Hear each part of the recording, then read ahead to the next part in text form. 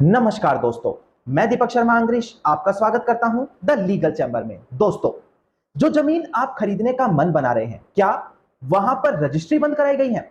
हो सकता है आपको यह भी कहा जा रहा हो कि अभी आप जमीन खरीद लें, जब आगे चलकर रजिस्ट्री होनी शुरू हो जाएगी आपके नाम जमीन को रजिस्टर्ड कर दिया जाएगा। जब तक आप power of attorney, agreement to sale, will वसीयत, पोजेशन लेटर, इन डॉक्यूमेंट्स को अपने पास रखें और इनसे भी आप संपत्ति के मालिक बन जाएंगे। अब दोस्तों, ये जो मैंने चीज अभी आपको क्लियर करी कि रजिस्ट्री अभी बंद है, बदले में आपको ये 4-5 डॉक्यूमेंट दिए जा रहे हैं, ये चीज आज के समय में बहुत बड़ी तादाद पर हो रही है। अब लोगों को ये समझ तो है कि ऐसी स्थिति में ये काम उनका पक्के तरीके से नहीं हो रहा, मतलब वो पूरी तरीके से मालिक नहीं बन रहे, किंतु संपत्ति कम दामों में मिलने की लालच की वजह से वह उस प्रॉपर्टी को खरीद लेते हैं। अब दोस्तों, मैं आपको क्लियर कर दूं, साल 2023 में ऑनरेबल सुप्रीम कोर्ट की दोबारा से एक बड़ी महत्वपूर्ण जजमेंट आई है, जहां पर यही चीज निर्धारित की गई है कि अगर आप journal power of attorney, will वसीयत, इन दस्तावेजों के माध्यम से एक संपत्ति को खरीद रहे हैं तो आप उस संपत्ति का मालिकाना हक नहीं पा सकते। जी हां, दोबारा से सुने, जीपीए, विल वसीयत, पावर ऑफ अटॉर्नी जिसे हम कहते हैं सरल भाषा में, या फिर एग्रीमेंट टू सेल, अगर इन डॉक्यूमेंट के माध्यम से आप खुद को संपत्ति का मालिक मान रहे हैं तो यह आपके लिए बहुत बड़ी भूल साबित होने वाली है। अब ऐसा क्यों है दोस्तों, यह चीज वीडियो में विस्तार से आगे मैं आपको बताने वाला हूं with relevant provision and relevant judgement of supreme court, और आखिर में इसका क्या रिजल्ट आएगा और उसका सॉल्यूशन क्या है, कैसे आप खुद को इस स्थिति में बचा सकते हैं, यह भी चीज मैं आपको क्लियर करूंगा। अब दोस्तों, अगर आप लोगों को हमारी ये वीडियोस अच्छी लगती हैं, आप लोगों को हमारी तरफ से किए गए एफर्ट्स अच्छे लगते हैं, तो मेरा आप लोगों से अनुरोध है वीडियो को आप लाइक जरूर करें और साथ ही साथ अपना वैल्यूएबल कमेंट सेक्शन में जरूर लिखें। तो चलिए दोस्तों, अब आज की इस वीडियो को हम ज्यादा लंबा ना करते हुए आज की इस वीडियो को स्टार्ट करते हैं।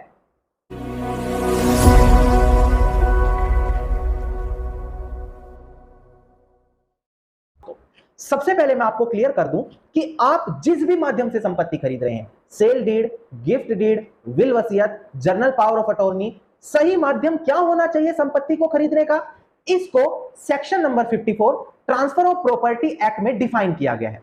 सबसे पहले मैं आपको यह प्रोविजन बता दूं, उसके बाद साल 2011 में पहले ऑनरेबल सुप्रीम कोर्ट इस चीज से रिलेटेड एक जजमेंट दे चुका है, वो आपको क्लियर करूंगा। इसके बाद जो साल 2023 की महत्वपूर्ण जजमेंट आई है वो पॉइंट आपको क्लियर किया जाएगा।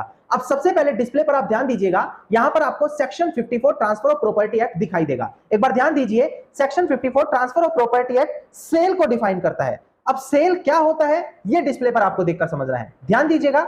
Cell is a transfer of ownership, यानी कि सेल ओनरशिप यानी कि मालिकाना हक को ट्रांसफर करना होता है in exchange for price paid, जिसके बदले में प्राइस पे किया जाता है, यानी कि एक अमाउंट दिया जाता है, और प्रोमिस यानी कि प्रोमिस किया जाता है वो अमाउंट देने का, और part paid and part promise यानी कि आधा अमाउंट दिया जाता है और आधा अमाउंट प्रोमिस कर लिया जाता है कि फ्यूचर में दे देंगे। इस तरीके को सेल कहा जाता है। अब इसके आगे लिखा है कि सेल कैसे करना चाहिए, ये बहुत इंपॉर्टेंट है, ध्यान दीजिए।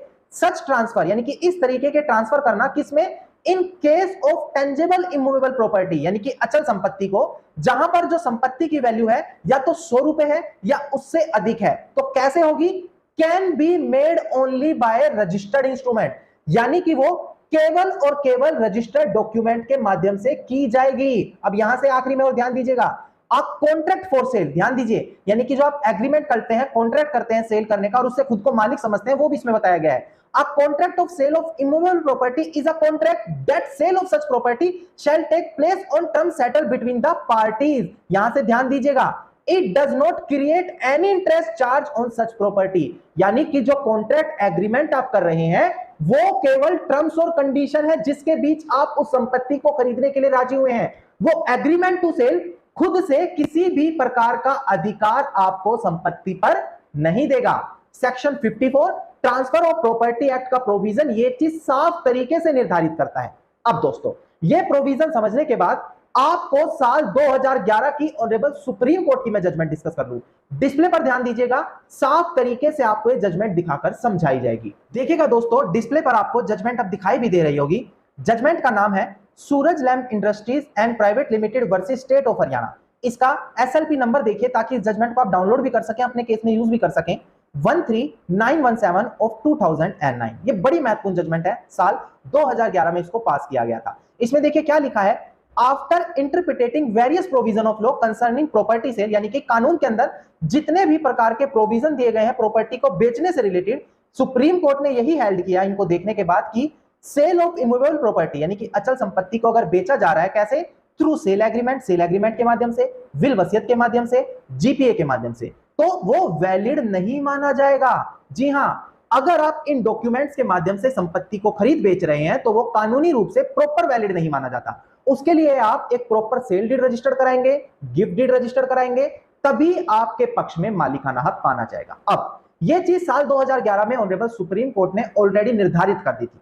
इसके बाद क्या हुआ, कुछ समय तो कुछ राज्यों ने इस पे सख्ताई बरती, किंतु कुछ समय बाद आज भी प्रेजेंट सिनेरियो साल 2023 में भी लोग इन्हीं डॉक्यूमेंट्स के माध्यम से संपत्ति को खरीद रहे हैं। अब इस चीज में नुकसान क्या होता है, जो आपको संपत्ति बेच रहा है जीपीए से रिलेटेड पावर ऑफ अटॉर्नी बनाकर, एग्रीमेंट टू सेल बनाकर, विल वसीयत बनाकर, वही उठकर आपके खिलाफ आगे चलकर या उनके बच्चे आगे आपके खिलाफ केस डालते हैं कि हमारी संपत्ति हमें वापस दो, और जो प्रॉपर्टी हमने इनको बेची है कोई प्रॉपर माध्यम नहीं है, धोखे से हमारे साइन करवाए गए हैं। अब इस चीज को मैं आपको क्लियर कर दूं, साल 2023 में एक सेम जजमेंट आपके सामने लेकर आया हूं जो ऑनरेबल सुप्रीम कोर्ट ने पास की है। सबसे पहले केस डिटेल आपको क्लियर कर दूं, उसके बाद केस के फैक्ट्स आपको क्लियर किए जाएंगे, इसके बाद ऑनरेबल सुप्रीम कोर्ट ने क्या ऑब्जर्वेशन दी वो पॉइंट मैं आपको क्लियर करूंगा दोस्तों। अब डिस्प्ले पर देखिए दोस्तों, केस टाइटल आपको साफ साफ दिखाई देगा। केस टाइटल है घनश्याम वर्सेस योगेंद्र राठी। 2 जून साल 2023 को ऑनरेबल सुप्रीम कोर्ट ने इस जजमेंट को पास किया है। सिविल अपील नंबर है इसका 75277528 ऑफ 2012। अब दोस्तों सबसे पहले मैं आपको केस के फैक्ट्स क्लियर कर दूं, उसके बाद ऑनरेबल सुप्रीम कोर्ट ने ऑब्जर्वेशन करने के बाद क्या जजमेंट पास की ये पॉइंट आपको क्लियर किए जाएंगे। अब देखिए दोस्तों, प्रेजेंट केस के फैक्ट्स ये हैं कि घनश्याम नाम का एक व्यक्ति है जो दिल्ली में स्थित एक प्रॉपर्टी का मालिक है।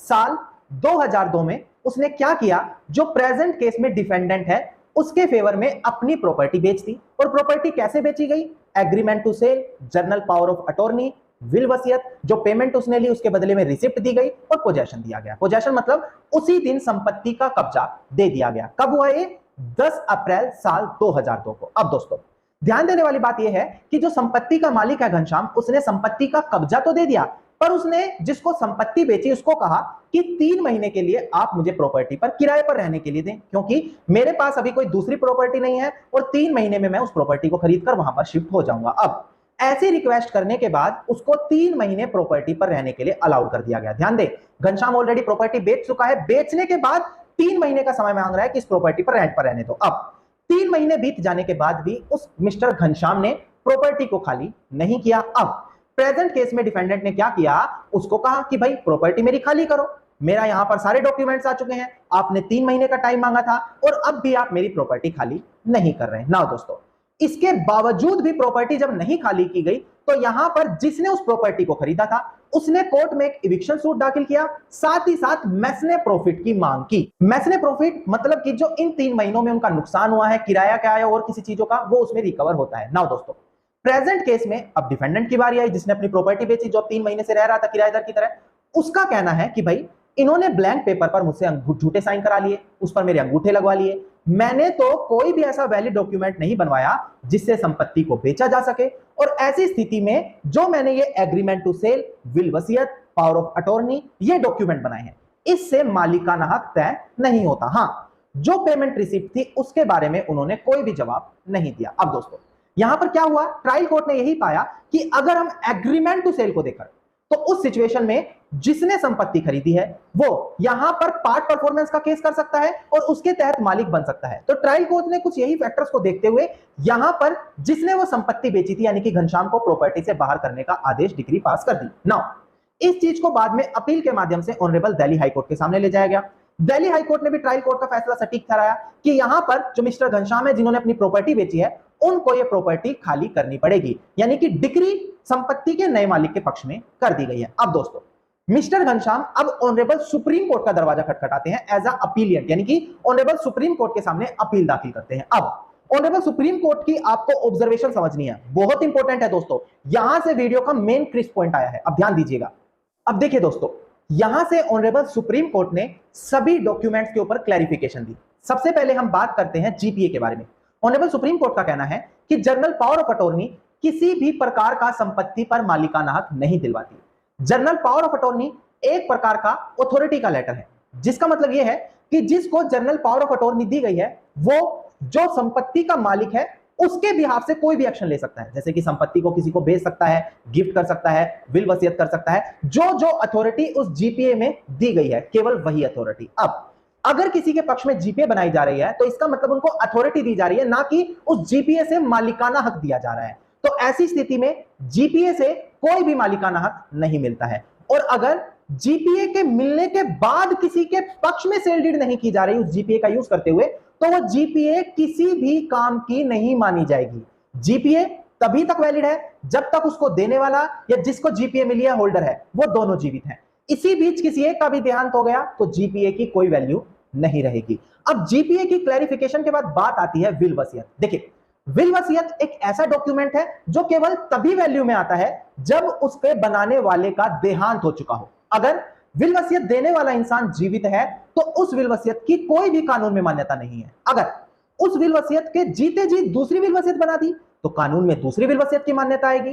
तो इन सभी चीजों को देखते हुए जब तक एक व्यक्ति जिंदा है विल वसीयत से कोई भी मालिकाना हक नहीं मिलेगा। अब तीसरा डॉक्यूमेंट आता है एग्रीमेंट टू सेल। देखिए, एग्रीमेंट टू सेल मैंने स्टार्टिंग में भी बताया था, एक प्रकार का कॉन्ट्रैक्ट होता है जिसमें टर्म्स कंडीशन लिखी गई है कि किन किन माध्यम से प्रॉपर्टी की खरीद और बेच हो रही है। अब अगर एग्रीमेंट टू सेल के मिलने से आप खुद को मालिकाना हक मान रहे हैं वो नहीं होगा। हां दोस्तों, अगर एग्रीमेंट टू सेल आपके पक्ष में है, आपको संपत्ति का कब्जा मिल चुका है, ऐसी कंडीशन में क्या होगा, आप उस संपत्ति पर अपना कब्जा बरकरार रख सकते हैं अगर वो आपका एग्रीमेंट टू सेल वैलिड है।